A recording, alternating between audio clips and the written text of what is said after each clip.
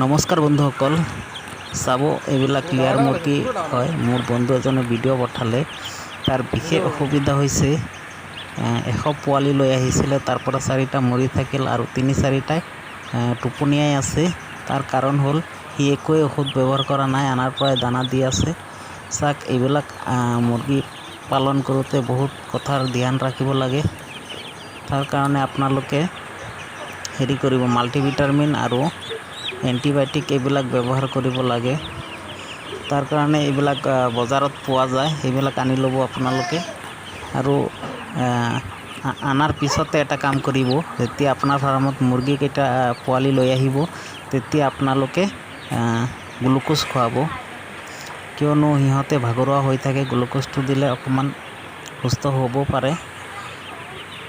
তেতিয়া আপোনালোকে আৰু 1 লিটাৰ যেতিয়া ভিটামিনকেইটা লৈ আহিব, মাল্টিভিটামিন 1 লিটাৰ পানীত,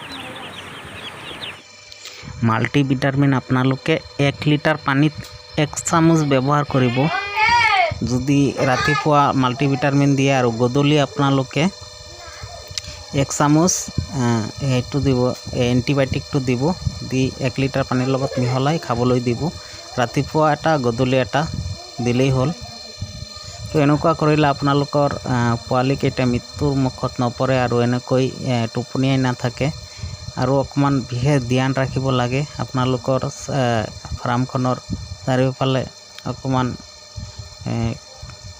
জীৱাণুনাশক স্প্ৰে কৰিব, তেতিয়াহ'লে আপোনালোকৰ পোৱালিকেইটা বেমাৰত নপৰে।